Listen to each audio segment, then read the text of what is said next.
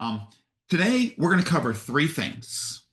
First, we're going to cover a new feature for those of you, all of you writing tests, and I'll talk about in a second.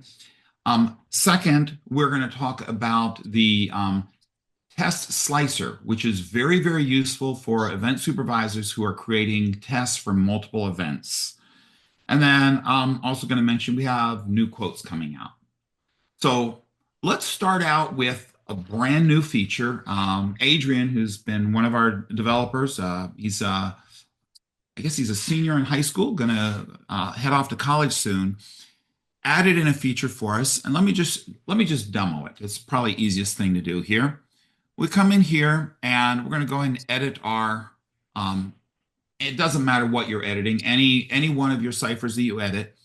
As you're well aware, we have this suggest question button. Well, there's something we added in the past year to make it easier to suggest the questions. Well, Adrian has just supercharged it to the next level.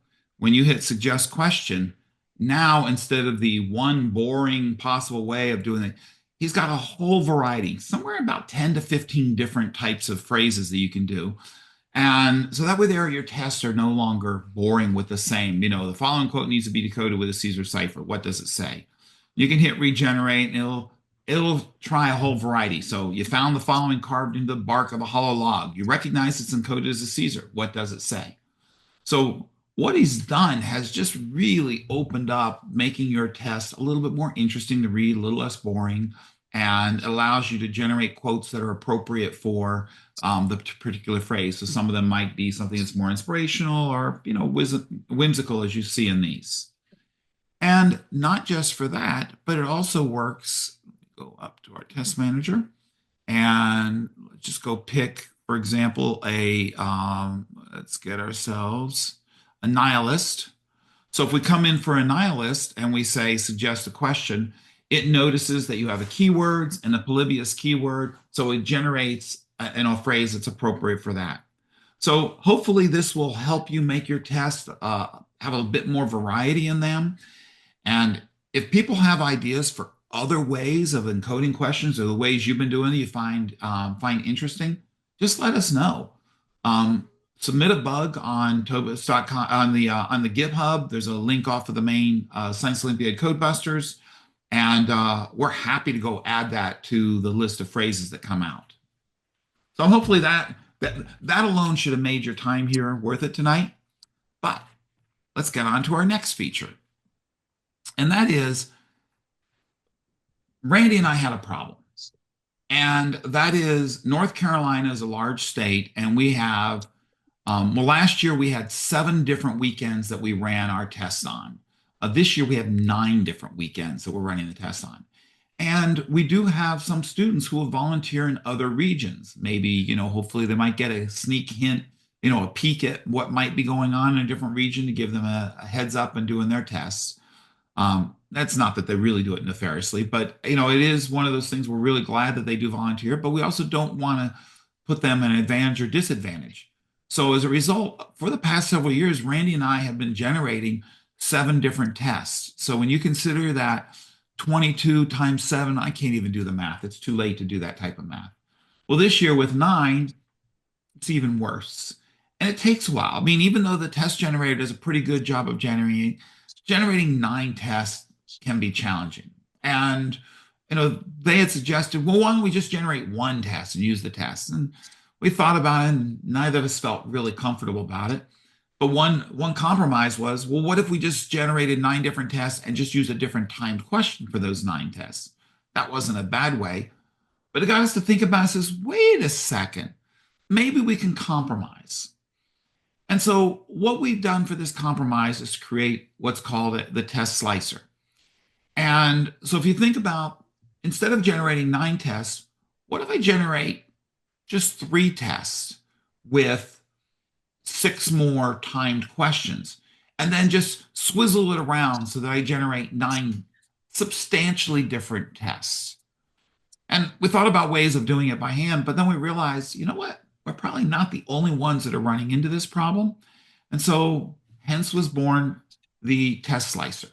So I'm going to walk you through the steps of doing that. And We also have generated, for those of you knowing our Codebusters YouTube channel, there are videos on the YouTube channel, including the new one using the test slicer that does it more concisely. You can walk it step through step. You can also watch through this video again.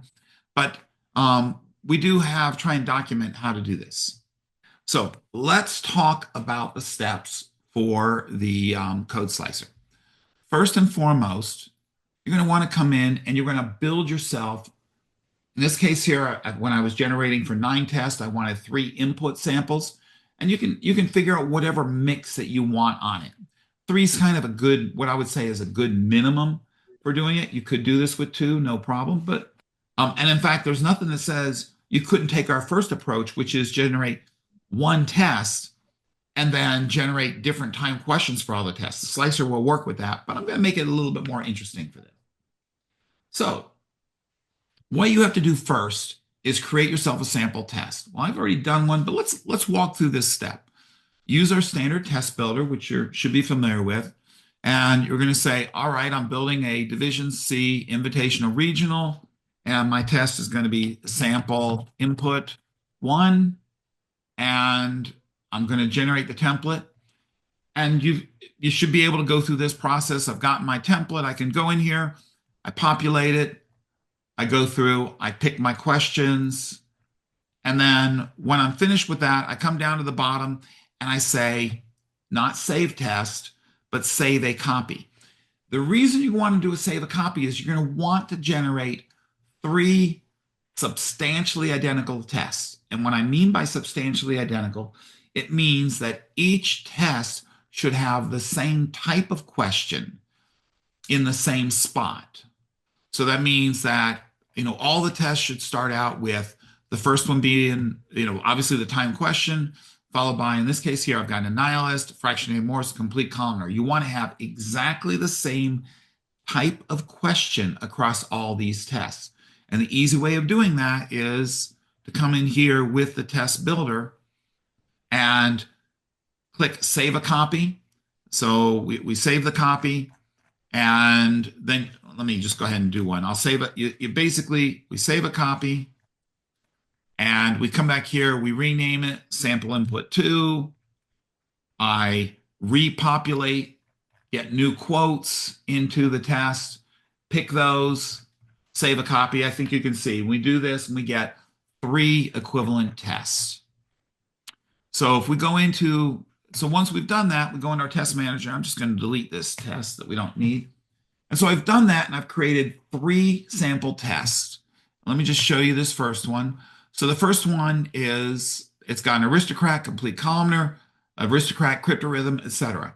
And for convenience, to show you and demonstrate how it works, I went in and I put an R1 in front of all the questions for the first sample test, my first input template. And then for the second one, test 2. And for the second one, you can see I've done an R2. And for the third one, you can see I've done an R3. So I've created 3 substantially identical tests.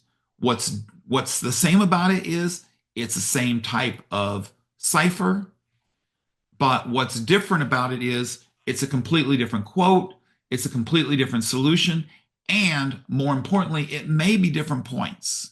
Now, I want to point out that after we've created our 3 tests, my regional 1, regional 2, regional 3, you really want to go in and make it be a complete test, as if you were going to give out this test to the students. That means what you do is you'll go in, you edit each of the questions, you can suggest the question for it, you want to get the points for it. In this case, if it's a random, you randomize it, but you go and fill in and make it be a complete test. Secondarily, once you've gotten your test built, you also want to go in here and adjust the scores. Now, for those of you that haven't seen this adjust scores, this is something that Randy and I have been using for a couple of years to avoid ties. What you're looking for is you want to have as few questions that share the same number, the same digit in the 1s and the 10s for the cipher. So for example, for the aristocrats, we make sure that all the aristocrats end in a different number. And we also try and make sure that there is a balance so that we also have a good mix across it. So you really want to go through and basically spread them out. And it honestly doesn't matter. If you change the points of an aristocrat from 201 to 202 points, it's not going to matter materially on the test. But by having that separation out, it means you're going to have less of a tie. Now, this doesn't eliminate the case of a tie where they only answered the one easiest question. So in the case, maybe for a Division B, that the teams only answered correctly the at-bash. There's nothing that this does to solve that from a tie problem, but for almost everything else, this does a really good job of spreading out the scores so you don't get ties. So you do want to go through and make sure that you have adjusted the scores on your sample input test. I got sample regional 1, 2, and 3. Okay. Next, you also want to create timed questions. And so you see this, I have just a simple timed question. Again, I put a T4 in front of it. Normally I wouldn't put that on a test, but this is so I can demonstrate what's going on. So create a sample timed question. And if we look, I've got another one, a sample time question. So if we think about this, I have 5 basically input tests. 2 of them only have a timed question at the beginning, and the other 3 have the timed question at the beginning and are substantially the same for all of the questions on it. So I'm prepared. I've got everything ready to do the slicer and dicer. So we come in here into the test tools and we use this new fancy test slicer. Now, the first thing you have to decide is how many tests am I going to create? You can say, in this case here, I'm going to generate 5 tests. When I was doing North Carolina, I generated 9. But in this case here, I'm generating 5 tests. Then what I got to do is select my input test. So my first test is going to be my sample regional 1. Got that? You can see it's a Division C regional. It's a time question. It has 20 questions on it. Now my test 2. Let me just pick this 3 questions only. It says, I'm sorry, that is not substantially the same as a previous test. Questions 1, 2, and 3 do not match the types of what was on that original test. So let me go and fix it and be it right. Regional 2. If we look down here, we can see this little table. It says the time questions of aristocrat. It's using question IDs 3 and 24. Don't worry about what those numbers are. The fact that there are 2 different questions is what you're looking at here. So we come in here. We now go for test 3, regional 3. Now we can see we're up to 3 different questions. And for test 4, we're going to do the timed question. And for test 5, we have the time question. Now, if we look down, we can see for the time question, we have 5 different question IDs on the test. But for the other ones, there's only 3. And if you think about that, that makes perfect sense because what we have is 2 templates, which only have a timed question, and then the other 3 templates, which is a time question, and 20 questions, which are substantially the same. So we're happy with this, and we can have it do the magic. Well, but we want to generate a name for it. This is going to be the sliced regional test number. You don't have to put the number. You can just, it's going to append numbers to the end of it. And we say generate test, and it's done. It's created all of our regional tests for us. So let's come in and look at the first slice regional test. You can see for that first slice regional test, it picked the timed question from the regional 3 input. Then for the first question, we have a patristocrat, which came from the regional test 1. Then the second question is a porta that came from regional test 2. And the third was an aristocrat from regional test 1. All right, let's look at the second. Okay, sliced regional test 2, it starts out with an aristocrat that came from T4. So that was the It just took the time question from time question 4. Now the first question is a fractionated Morse from R2. And you can say, wait a second. I thought these tests were all the same. Well, what the test slicer does automatically for you is after you've generated the test, it automatically randomizes them. So that way it's even further different from all the tests. So if someone happens to be in region 1, taking a test on region 1, and then they go to region 3, they may see nothing in common. There may be one or two quotes that are in common, but they're not even going to be in the same order. So any thought that they have the same test is going to go away immediately. This gives you a lot of variety across the test. And there's nothing that says you can't just simply randomize the order again when you come in here. So I can randomize the order anything as much as I want. But as you can see, for the time question, this one used time 4, but it's using a random list from the 3 different input tests. So now, as you can see, I've generated 5 tests. And in fact, if we look at test 3, it's using from the time question from 2. And if we look at test 4, it uses the time question from the simple time 5. And the last one, it's using the time question from R1. So as you can see from our input, let's just go back to our test builder. I'm not going to regenerate it. I'm sorry, our test slicer. Test 5 tests and regional 1. And I want to show you regional 2, regional 3, 4, and 5. So if you look down here with the questions, the way the test slicer is going to work is, since I have 5 tests, it's going to take this list of 5, it's going to randomize and then pick one from each for each of the tests.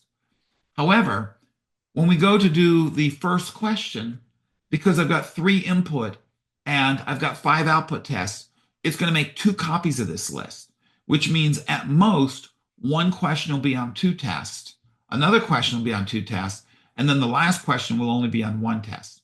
So this gives you the maximum amount of distribution. Basically, it's the biggest bang for the buck for your work to make sure that it's distributed across all of the tests. So when you're done, now there's one last step you have to do. Remember, you did the adjust scores. Well, if we come in here and we edit the test, you're going to want to adjust the scores one more time. And in this particular case, it's actually pretty good. The scores happen to be pretty even. Let's look at the next one. Okay, so you can see on the second regional test, we have 2 aristocrats, which has a 3 in the tens digit. So what we're going to want to do is we come down here and we see the time question is 232 points. And we've got another patristocrat, which is 538 points. So what we'll do is we can see there's this 5 and there's 0. So we're just going to bump this aristocrat down to 202. And boom, we have this all in good shape. Now we go and look on the ones digit here. We can see also this is a 2, so we're going to bump that 202 up to a 203. And now we have a really nice, evenly distributed test. We go and do the same thing. So you want to do this for all 5 of the generated tests. It's generally not a lot of work to do this if you did it originally with the first ones. You can see the same happen with regional 4. I'm not going to make those changes now. But what you get out of this is from 3 input tests. In this case, I did 61 questions. I get 5 tests, which is equivalent of over 100 questions. That's a saving, obviously in this case here, it's saving 40% of your time, but it's also time you can dedicate to making sure that those questions are really nice, for the kids. You can spend a little more focus on there instead of having to rush to do all of these regional tests. So I'll open up any questions on this. Everything is fair game. Trust me. You can't ask a question that we haven't heard. Well, you can. I'm hoping you do.